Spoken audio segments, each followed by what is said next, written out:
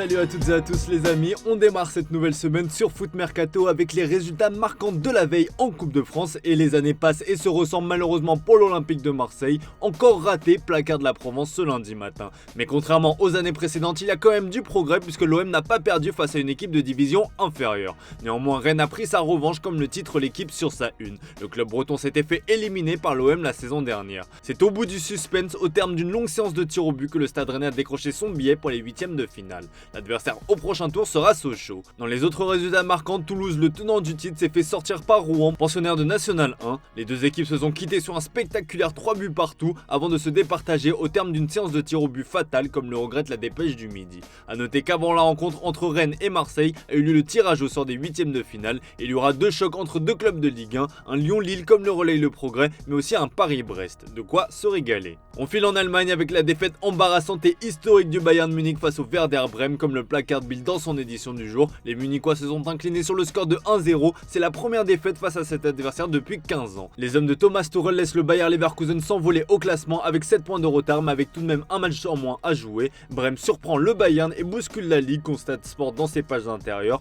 Plus que jamais, le coach allemand se retrouve dans l'œil du cyclone. Dans ses pages intérieures, le quotidien Bild s'interroge sur les choix de l'Allemand, le cas Joshua Kimmich ou encore le positionnement de Leroy Sané en tant que latéral gauche fait jaser. Le quotidien allemand explique que la menace Xabi Alonso, coach du Bayer Leverkusen, plane toujours au-dessus de sa tête. Certains au club imaginent parfaitement l'Espagnol prendre un jour la suite. Thomas Tuchel est clairement sur un siège éjectable.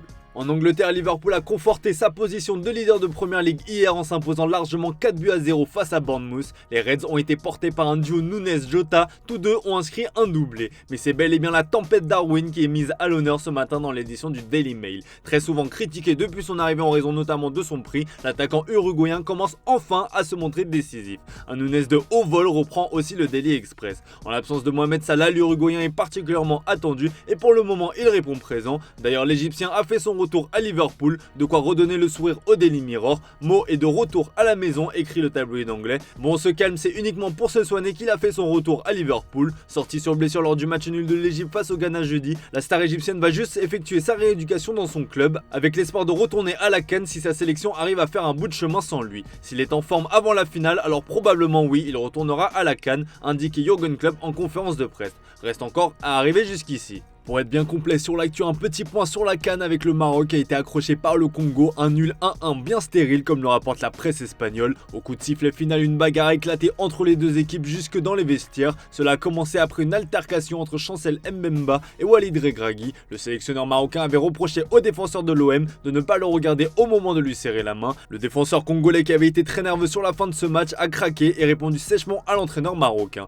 En zone mixte, Mbemba est resté assez flou, faisant des allusions à tout et à rien et en expliquant surtout que c'était à Regragui de parler car lui n'avait rien à se reprocher. Et bien le sélectionneur marocain est sorti du silence dans des propos repris par l'équipe. Je lui ai dit tu te la racontes et il me dit tu m'as traité de con. Il n'y a pas de souci qu'il ait entendu ça même si je ne l'ai jamais dit, mais en parlant comme il l'a fait il sous-entend que mes propos sont racistes, c'est malhonnête. Comme il ne parle que de religion dans son discours, qu'il soit un peu honnête avec lui-même, a conclu Walid Regragui. C'est ce qu'on appelle une mise au point. Direction l'Italie où la bataille fait rage pour le Scudetto et en ce lundi matin la Serie A a un nouveau leader. La Juventus s'est imposée sans trembler face à Lecce sur le score de 3-0 grâce à un doublé de Dusan Vlahovic et un but de Bremer. Le Corriere dello Sport nous offre un remix du nom du Serbe et de la Juve, ce qui nous donne Vlahovic. Ironique quand on se rappelle que le club italien a tenté par tous les moyens de se débarrasser du joueur cet été, mais de l'eau a coulé sous les ponts depuis et la Juventus se réduit surtout ce matin d'avoir pris provisoirement la tête du championnat en attendant le match en retard de l'Inter qui se trouve actuellement en Arabie Saoudite pour disputer une super finale face à Naples comme le relaye la Gazzetta dello Sport dans ses pages intérieures. Une chose est sûre, la bataille pour le Scudetto se fera entre les deux équipes. L'autre actu qui fait les gros titres en Italie, c'est l'affaire Mike Maignan et dans l'encart du célèbre Giornalo Papyrus, tout le monde est à fond derrière le portier de l'AC Milan. Le message de l'intéressé sur les réseaux sociaux a notamment fait beaucoup de bruit. Dans la presse italienne, on espère que ce nouvel épisode de racisme va enfin faire bouger les choses. En tout cas, l'AC Milan met tout en œuvre pour que cela ne se reproduise plus. Dirigeants, entreprises, propriétaires, tous sont réunis aux côtés de Mike, rapporte le quotidien.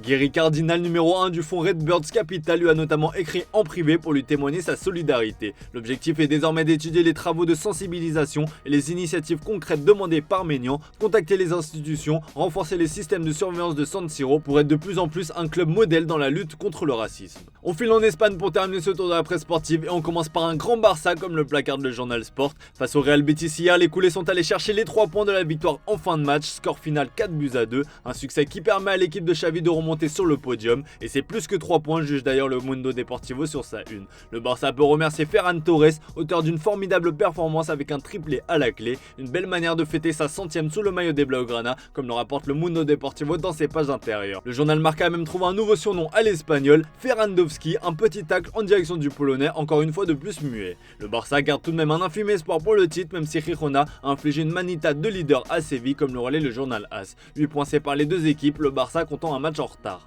Néanmoins, Girona ne sera pas le seul adversaire, vous vous en doutez, il y a évidemment l'éternel rival, le Real Madrid, qui est allé chercher une victoire controversée face à Almeria, score final 3-2. Le club madrilène a renversé la rencontre en deuxième mi-temps, après 45 premières minutes indignes. Un succès décroché à la 99e minute, oui, sur un but de Carvajal. Fou s'enflamme ce matin le journal Marca, mais cette victoire fait énormément polémique. L'utilisation du VAR à outrance lors de la rencontre fait notamment grincer des dents de l'autre côté des Pyrénées. Clairement, toute l'Espagne s'unit ce matin pour faire tomber le Real, expulsé. L'entraîneur d'Almeria a poussé un énorme coup de gueule après la rencontre. Ce n'est pas la première fois que cela m'arrive ici au Bernabéu. Aujourd'hui, nous avons été volés. Cela me dérange de dire ça, mais c'est la vérité. Un cambriolage, c'est aussi le terme qu'on retrouve dans l'encart du Mundo Deportivo. Sport parle de son côté de braquage. Même le journal AS évoque la remontada du VAR, c'est dire. Un jour c'est le Real, un autre c'est le Barça. Bref, l'arbitrage en Espagne, c'est une histoire sans fin.